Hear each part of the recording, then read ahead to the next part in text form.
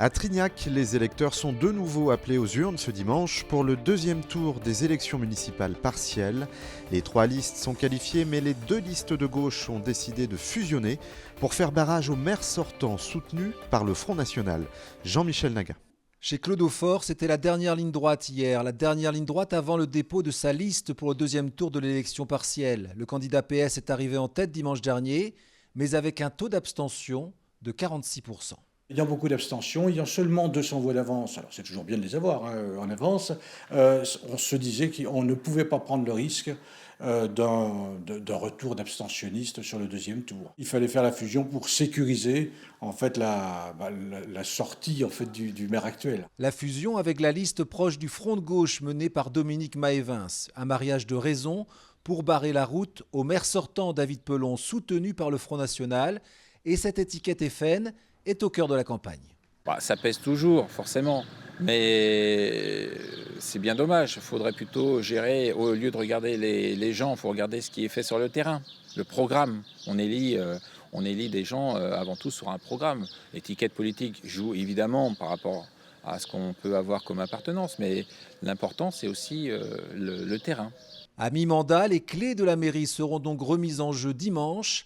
Après la surprise de 2014, la gauche entend bien récupérer ce bastion.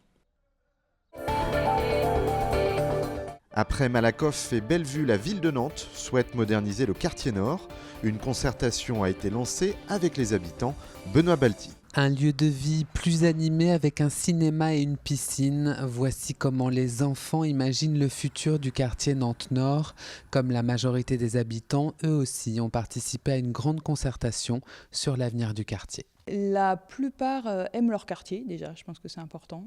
Ils souhaiteraient, en gros, plus de verdure, parce que c'est un quartier quand même très, très urbain, même si la verdure dans le quartier, c'est pas auprès de leur lieu d'habitation. Et les souhaits des plus petits rejoignent ceux des plus grands. Les 25 000 habitants se sont également prononcés pour plus de confort dans les logements et pour une amélioration de la voirie.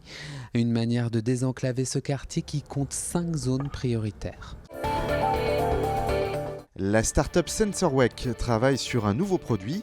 L'inventeur du réveil olfactif va lancer un appareil qui permet de mieux dormir la nuit. Le reportage de Rémi Guilevic. À notre dernière rencontre, Guillaume Roland, créateur du SensorWake, le réveil olfactif, bricolait encore dans le garage de ses parents. Bienvenue chez SensorWake. Donc avec Winston, qui est un des responsables de la technique. 3 ans plus tard, plus question de bidouillage, la start-up du jeune entrepreneur a ses propres locaux et emploie 14 salariés.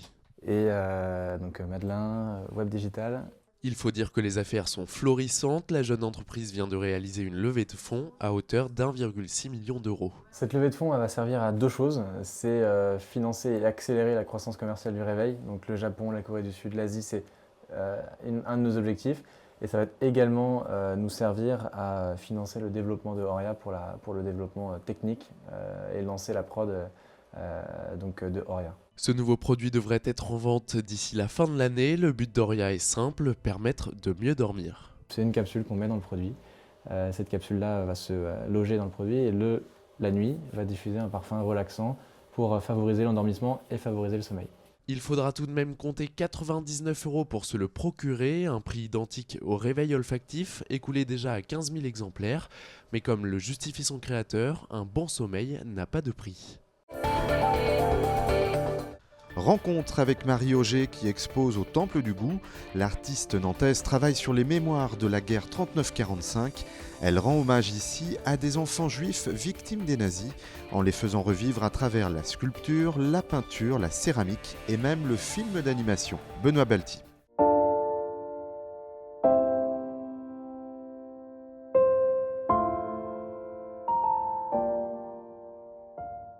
Les enfants d'Isieux, c'était 44 enfants qui ont été sur ordre de Klaus Barbie le 6 avril 1944, tous arrêtés.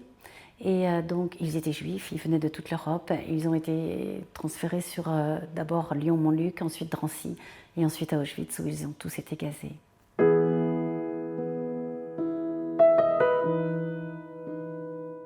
En essayant de réactiver leur présence, j'ai essayé de signifier que ça avait été des vrais enfants. de chair et d'os. Et donc j'ai fait un montage avec 44 petits tableaux qui présentent à l'intérieur des châssis des petites dents de lait, des mèches de cheveux d'enfants, des jeux qu'ils auraient pu toucher.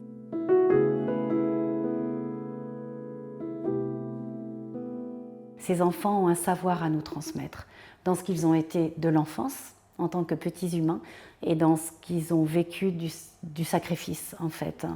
Voilà, donc c'est interroger nos limites sans jugement parce qu'on ne sait jamais finalement de quel côté on aurait été. On espère de tout cœur qu'on aurait été au bon endroit, mais finalement on ne peut pas forcément tellement le prédire cette chose-là.